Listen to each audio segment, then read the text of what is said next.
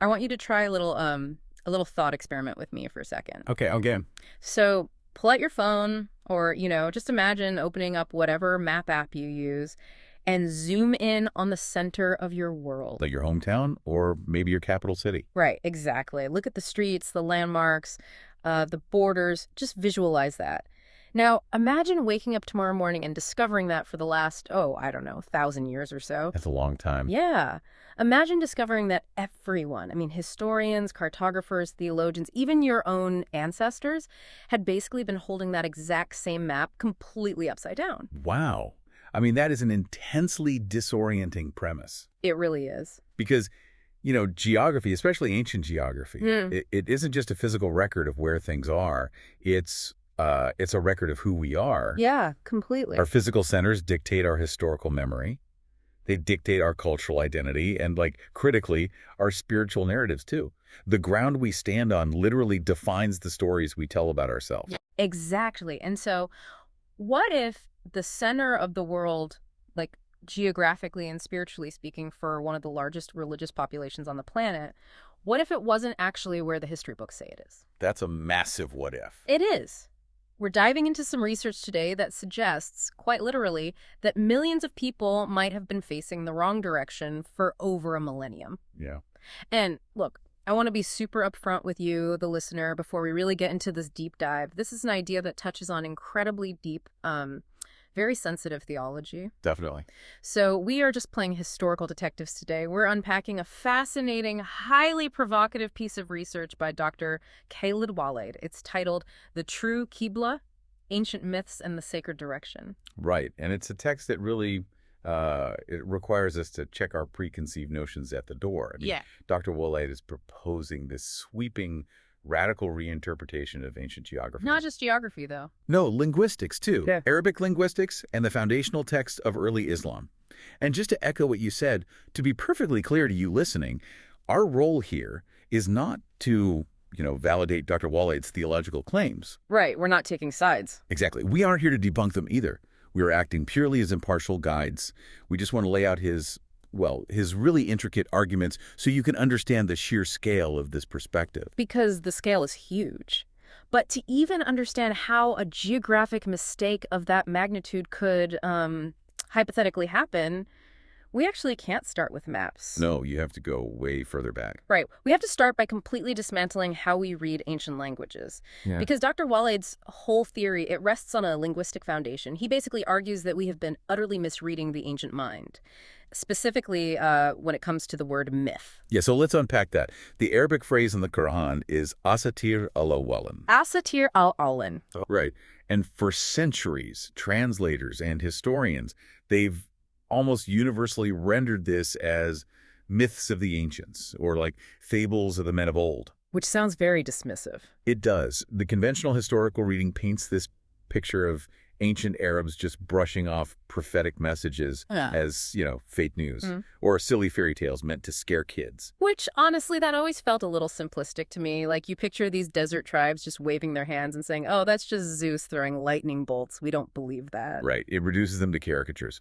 But Dr. Waleed argues that this translation is fundamentally flawed. He completely redefines what a myth actually was to these people. And he doesn't just do this with, broad theological strokes, right? He really gets into the weeds. Oh, he absolutely gets into the weeds. It's a rigorous, almost surgical deconstruction of Arabic root words. So Dr. Waleed focuses on two deeply intertwined linguistic concepts.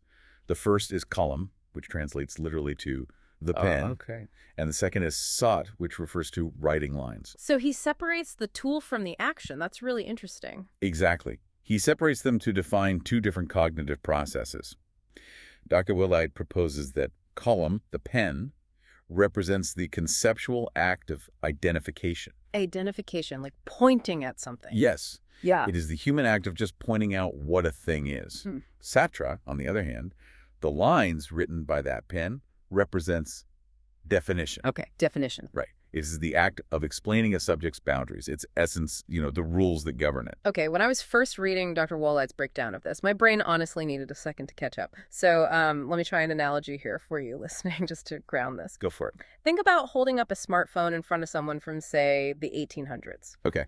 If I point at the device and say, that's a phone, I'm using identification. That's column. I've given it a name. I've separated this weird glowing rectangle from a rock or a piece of wood. Right, but that 19th century person still has absolutely no idea what the device actually does. Exactly. They possess the identification, but they completely lack the comprehension. The boundaries of the object are a total mystery to them. Yeah, they don't know the definition. Right. Now, if I sit that same person down and I explain, like, the operating system, how the internal circuitry connects to unseen cellular towers, how the global internet works, and the whole underlying purpose of this device for human communication. That is definition. Yes, that is SAT. I'm drawing the logical boundaries of what this object is.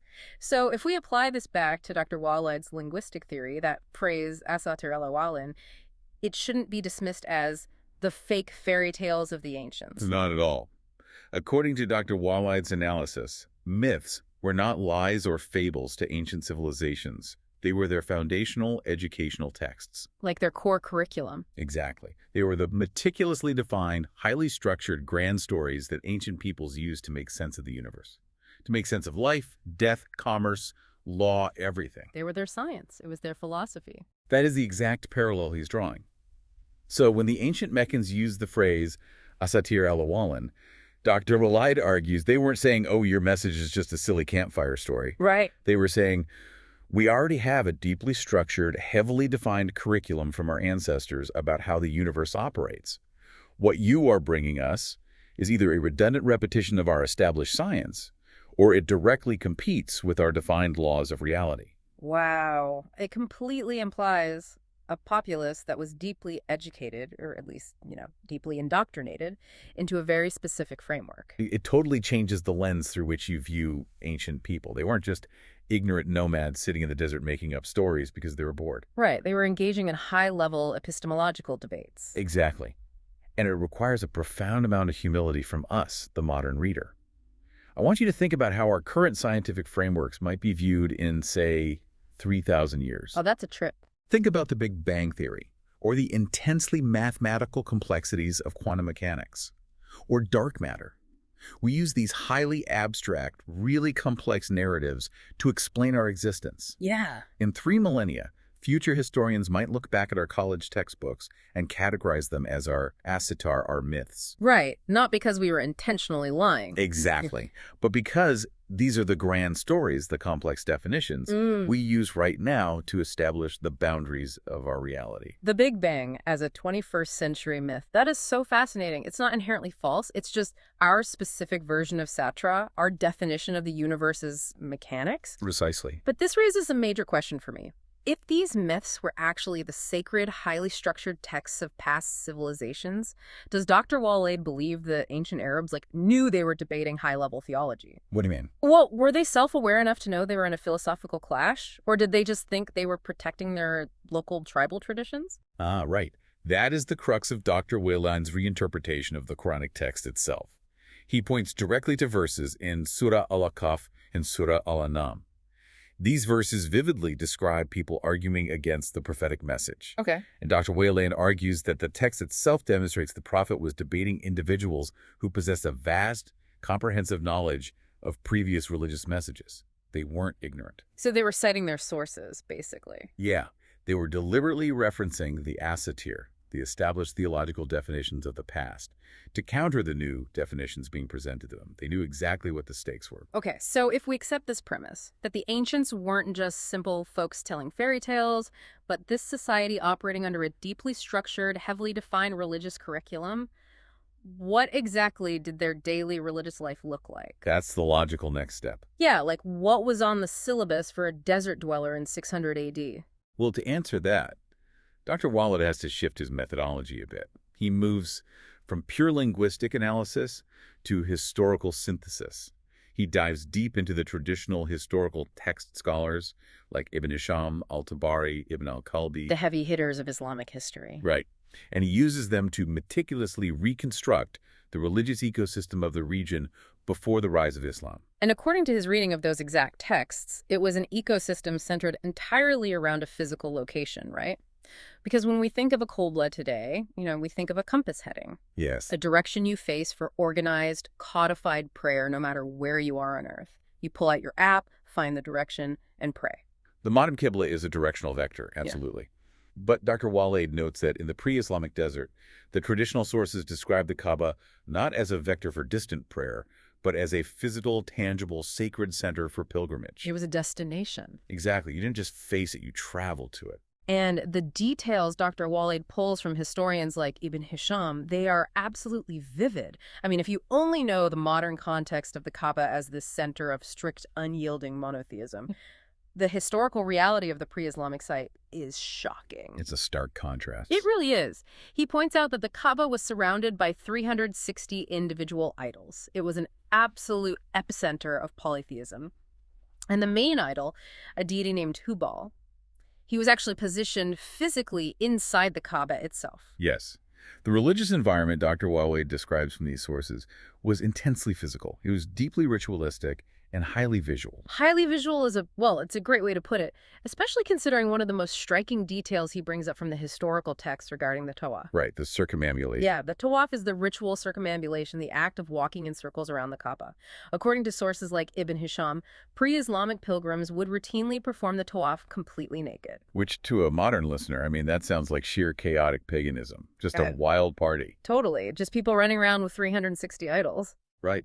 But Dr. Waleed urges us to look at the underlying logic provided in those exact same traditional sources. When you examine why they did it, it reveals a very specific, structured theological mindset. Okay, what was logic? The pilgrims believed they should not perform the sacred circumambulation wearing the clothes in which they had committed sins in the outside world. Oh, wow. Yeah. They wanted to approach the divine center in a state of absolute, vulnerable, unblemished purity. They were shedding their worldly transgressions. That's profound. So even in the midst of worshiping 360 stone idols, there was this deep sense of reverence, a deep desire for spiritual cleanliness. Exactly. It wasn't just chaos. It was structured. It was their seto. It was the defined rule of how to interact with the divine. And what's crucial to Dr. Waleed's broader thesis here is how he emphasizes the sheer diversity of this region. It wasn't just a monolith of naked pilgrims and statues. No, not at all. Yes, this deeply ritualistic, idol-centric paganism was the dominant cultural force. But the environment was a real melting pot of competing spiritual ideas. Right, he talks about the Hanifs, didn't he? They were like a major countercultural movement. They were fascinating. According to the histories Dr. Waleed cites, the Hanifs were individuals who actively rejected the 360 idols. Yeah. They were seeking what they believed to be the pure, uncorrupted, original monotheism of the patriarch Abraham. Like historical purists. Basically. Yeah. Dr. Waleed highlights figures like Zayd bin Amist. He is recorded in the histories as literally standing in the sanctuary, leaning his back against the Kaaba, and publicly declaring to his people that he alone was following the true religion of Abraham, while they had all lost their way. I mean, that takes guts. So you have the dominant polytheists, you have these individual Hanifs protesting the idols. Who else is operating in this desert environment? Well, Dr. Waleed notes that you also had a noticeable Christian presence, though it wasn't the dominant religion of the Arab tribes themselves. Right. The traditional sources mention Christians who were often slaves or merchants or artisans hailing from the Byzantine Roman Empire from Abyssinia across the sea. Yeah. And critically, there were significant, well-established Jewish tribes in the wider geographic region. Though, and this is important, Dr. Waleed points out they were mostly concentrated outside of Mecca itself. In places like Yathrib. Yes, agricultural oases like Yathrib, which later became Medina and Khaybar. See, here's where Dr. Waleed's analysis gets really interesting to me. He makes a point to highlight that these desert pagans, despite their 360 idols, they didn't actually deny the existence of a supreme singular God. No, they didn't. They didn't think Hubal created the universe. They viewed the idols as intermediaries. They genuinely believed they were still practicing the remnants of Abraham's religion. The stone statues were just like their way of getting their prayers escalated to the top. Dr. Waleed uses the Quran itself to reflect this exact mindset. He cites Surah Az-Zumar, which actually quotes the polytheists directly. It says, "We only worship them so that they may bring us closer to Allah." Right. They completely acknowledged a supreme deity. They just operated within a heavily bureaucratic spiritual framework beneath that deity. The spiritual bureaucracy. I love that framing. You can't just talk to the CEO. You have to go through middle management. And middle management just happens to be a red agate statue inside the Kaaba. Precisely. And Dr. Waleed paints this vivid picture of a deeply pagan, heavily ritualized, idol-centric desert Mecca for a very specific reason. He's setting up a contrast. A massive historical and logical contrast. Right. Because if this desert Mecca was entirely dominated by pagan practices, naked circumambulation, animal sacrifices to stone gods, spiritual bureaucracy, Right. How do we interpret the Quranic verses that talk about the people who actually controlled the sacred sites? That's the million-dollar question. Because if you read the text closely, the people in charge don't sound anything like the desert pagans we just described. And this logical friction is what triggers Dr. Waleed's retranslation of a key historical event. He zeroes in intensely on a specific Quranic passage, Surah Al-Anfal, verses 30 through 38. Okay, let's establish the traditional interpretation of these verses first, so everyone listening knows exactly what Dr. Waleed is arguing against. Good idea. Traditionally, when these verses describe the actions of the pagans at the sacred house, the Arabic phrase muka and tazdiya is used. And for centuries, classical commentators have translated muka and tazdiya as whistling and clapping. Right. The traditional image that has been taught for generations is one of polytheists mocking the sanctity of the sacred house. They're depicted making all this disruptive noise, basically treating the sanctuary like a chaotic, unruly festival rather than a solemn place of worship. Which, honestly, if you're picturing 360 idols and people walking around naked, whistling and clapping, kind of fits that chaotic aesthetic, right? Just a noisy pagan street party. It fits the aesthetic image perfectly. But Dr. Waleed argues it fundamentally misses the political, economic, and institutional reality of managing a major ancient pilgrimage site. Right, because it's an institution. Exactly. So he presents a radical linguistic departure from this traditional translation. Based on his root word analysis, he argues that muka and tazdiya has absolutely nothing to do with making physical noise. Okay. He translates it instead as command and control. Command and control. That is a massive shift. I mean, from noisy neighbors whistling to military and economic dominance. How does he justify that leap? Dr. Waleed argues that these verses are not describing a disruptive method of prayer. They're describing an unjust method of governance. Oh. Command and control refers to establishing a strict economic and political monopoly over the sacred resource of the pilgrimage site. It's about who dictates the theological rules, who collects the immense wealth generated by pilgrims, and who controls the flow of trade routes tied to the sanctuary. Wow. Yeah, it is a condemnation of institutional monopoly, not a complaint about physical mockery. So muka and tazdiya isn't clapping, it's... Command and control. It's an enforced monopoly over the sacred. A monopoly. Okay, that makes so much more sense when you think about the stakes of the text. You don't write monumental historical decrees complaining about people clapping too loudly. Right, exactly. You write them to condemn an unjust, monopolistic control over a holy sanctuary that disenfranchises people. That is a major geopolitical issue. But Dr. Waleed goes even further with his analysis of Surah Al-Anfal, doesn't he? He does, and this is where his theory really starts to fracture the traditional historical timeline. He points out a very specific, deliberate linguistic choice in the Quran regarding who exactly is exercising this command and control. Okay. In these verses condemning the rulers of the sacred house, the text uses the term Alethina kafaru, which translates roughly to those who disbelieved or those who concealed the truth. Okay, but wouldn't those who disbelieve just be a generic term for the desert pagans worshiping Hubal? I mean, they were disbelievers from a monotheistic standpoint, right? Not according to Dr. Waleed's rigorous analysis of the Quranic lexicon.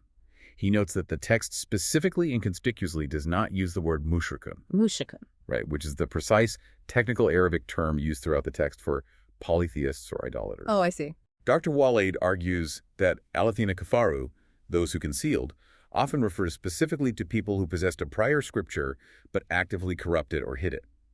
In other words, people of the book, specifically Israelites, Jews, or Christians. Wait. Let me make sure I am following the logic here.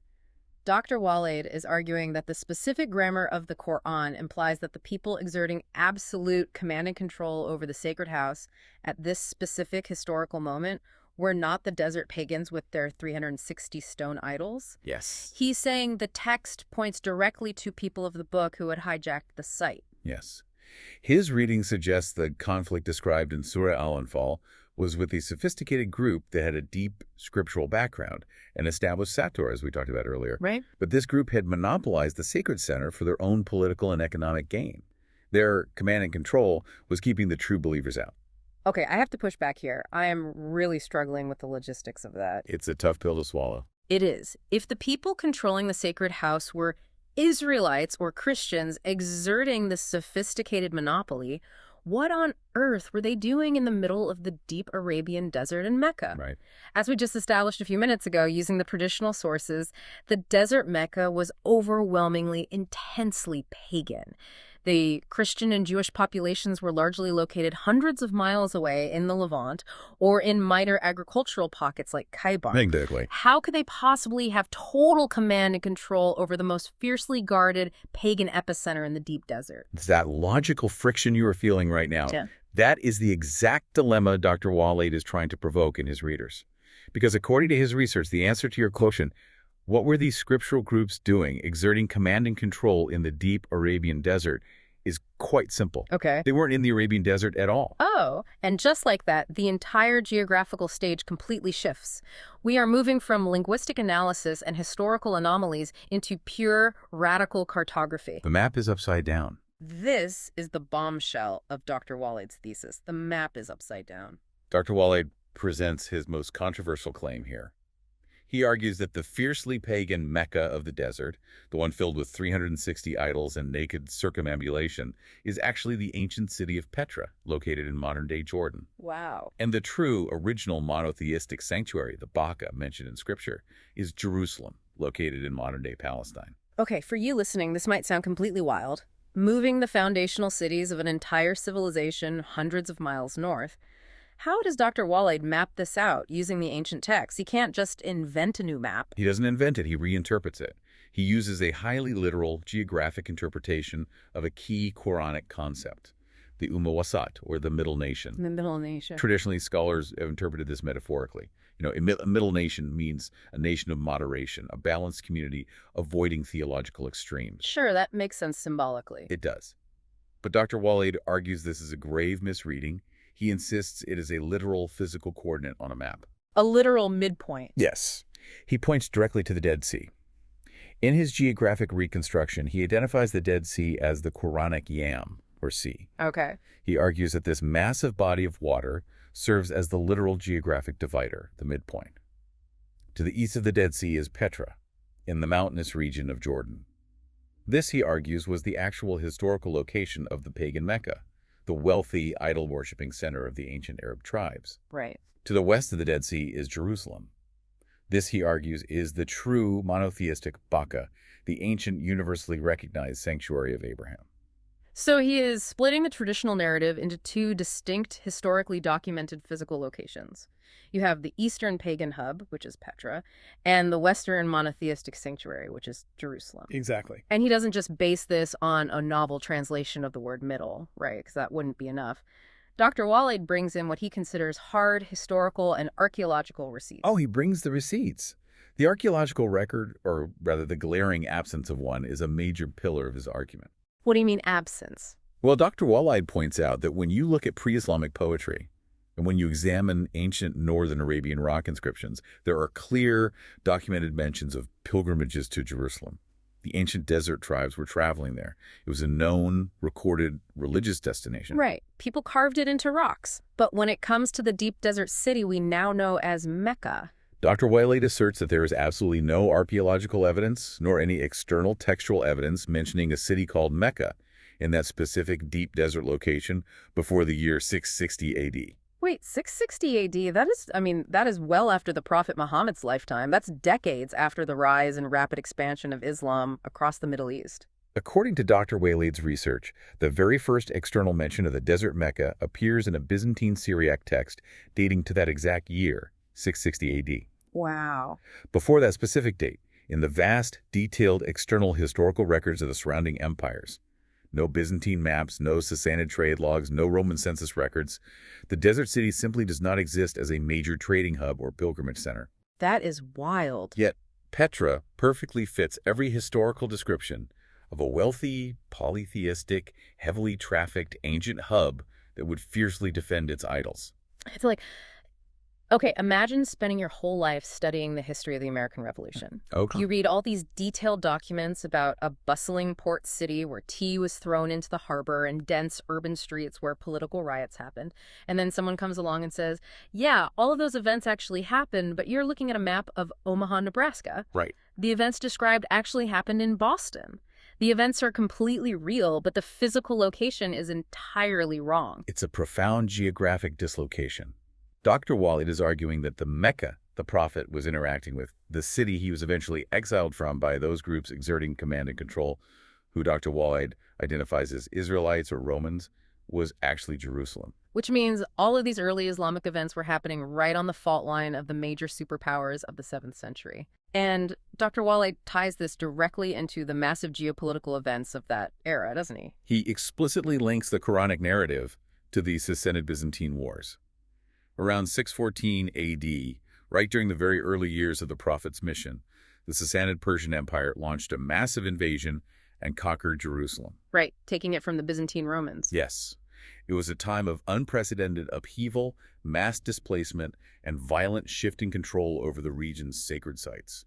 Wait, so if the Sassanids took Jerusalem in 614 AD, wouldn't that cause a massive refugee crisis? Is Dr. Waleed suggesting the early Muslims were essentially geopolitical refugees caught in the crossfire of this massive imperial war? Yes, that is exactly what he's suggesting. Dr. Waleed argues that this violent shifting control over Jerusalem by rival empires is the actual historical backdrop of the Quranic narrative. The struggle for the sacred sanctuary wasn't just a minor skirmish between isolated desert tribes. It was an imperial clash. It was a struggle against the imperial command and control of the Romans and Persians. The sheer scale of this theory is staggering. We're not just moving a single building, we're taking the epicenter of an entire civilization's early history and moving it hundreds of miles north, right into the bloody heart of the Roman-Persian conflict. It rewrites everything. But, okay, if Dr. Waleed is right, and the geography has been completely misunderstood, what does that mean for the ultimate religious command? Because the one story every Muslim knows intimately is the story of the changing of the Qibla.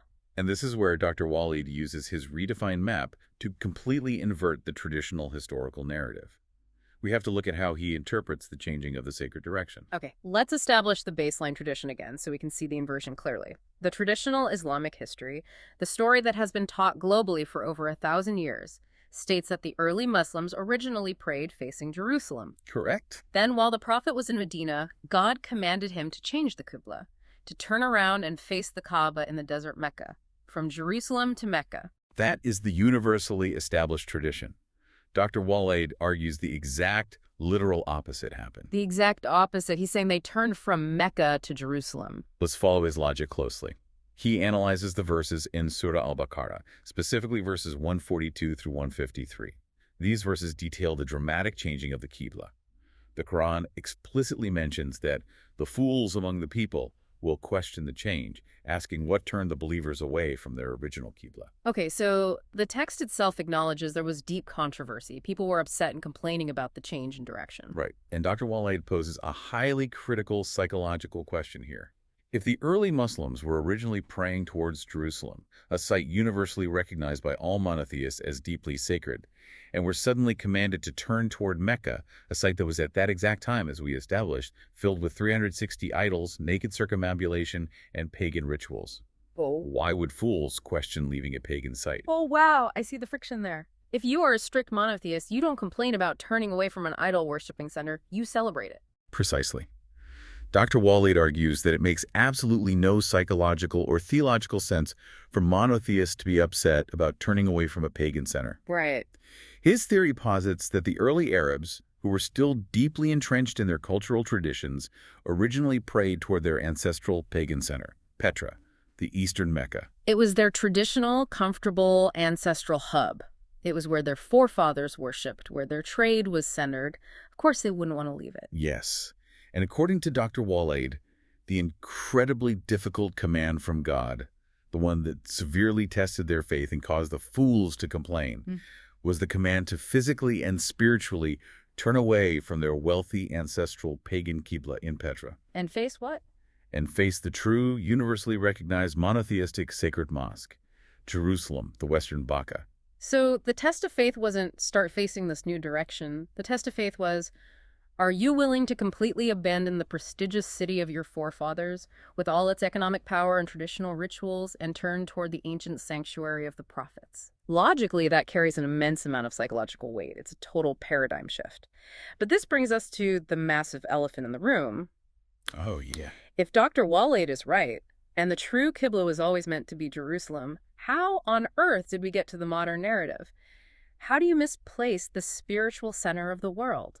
This leads us to the final and undoubtedly most controversial assertion of Dr. Waleed's entire thesis, the claim of a massive state-sponsored historical forgery. A forgery. He argues that the traditional narrative, the one centering the deep desert Mecca, was constructed much later, specifically during the Abbasid era. The Abbasid Caliphate. So we're talking about the 8th century onwards, hundreds of years after the events took place. Correct. And when we look at this claim through the lens of political science and empire building, it raises deeply fascinating questions about motive. Why would a sprawling, powerful empire intentionally relocate the spiritual center of its people? Okay, let's explore that. Put on your 8th century political strategist hat.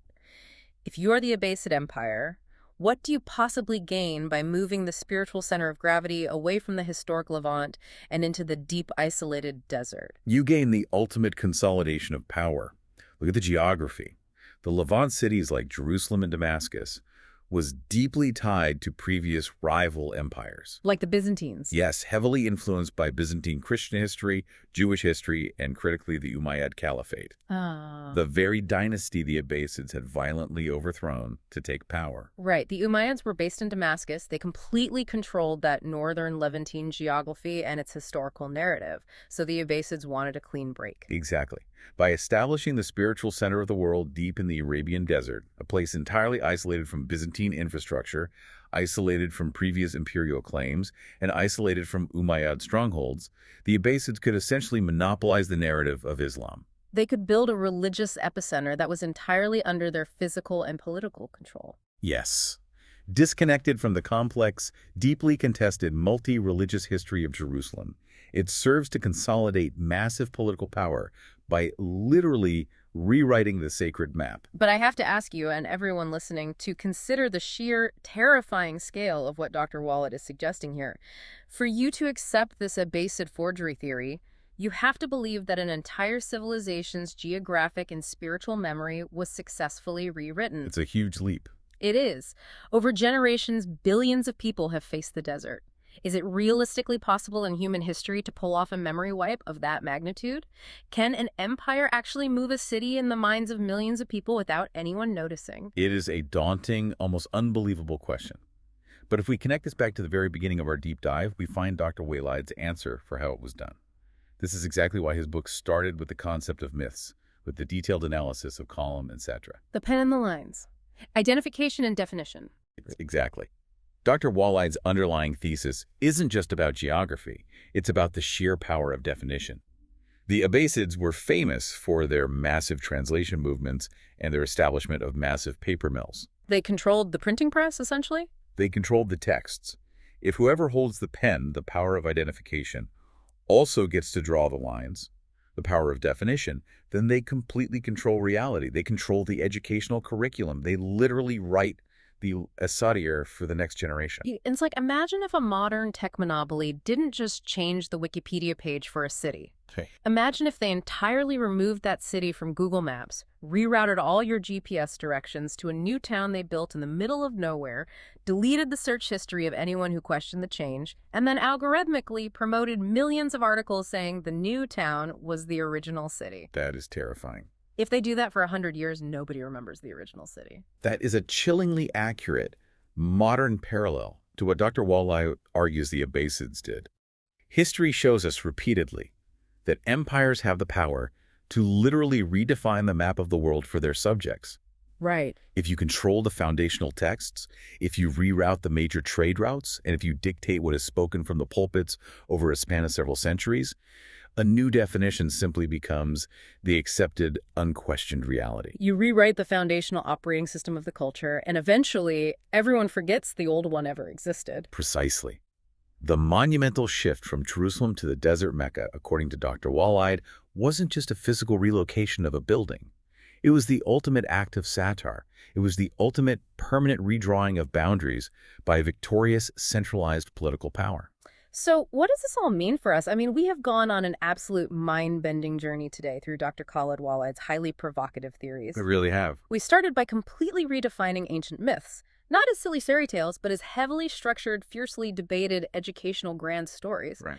We uncovered the deeply pagan, heavily ritualized realities of historical pilgrimage in Petra, with its 360 idols and naked circumambulation. We looked at how translating whistling and clapping to command and control changes a simple religious complaint into a massive geopolitical struggle involving Roman and Persian The empires. scale of it is just massive. And ultimately, we watched the map of the ancient Middle East shift, pulling the spiritual center away from the desert Mecca, relocating the pagan history to Petra, and arguing that Jerusalem is the true, original Qibla. It is a breathtaking synthesis of linguistics, geography, and political history that fundamentally challenges how anyone reads the past. It really does. And regardless of whether you agree with his conclusions, the methodology alone leaves us with so much to process. I want to leave you, the listener, with a final thought to mull over. We started today by asking you to imagine the map on your phone being upside down. I want you to think about that map again. Think about the history book sitting on your shelf. How much of what we consider to be fixed physical geography or absolute unquestionable historical truth is actually just the lingering, invisible shadow of ancient political victories? Wow. If Dr. Khaled Waleed is right, if the spiritual center of the world can be moved across a desert hundreds of miles away in the collective minds of millions of people entirely through the power of the pen and the line, what else in our daily reality is a myth waiting to be redefined? What else have we been pointing out without ever really understanding its true definition? Thank you so much for joining us on this deep dive. It's a heavy topic with a lot to unpack, but I hope it reminds you to always keep questioning the lines drawn around your world. Until next time.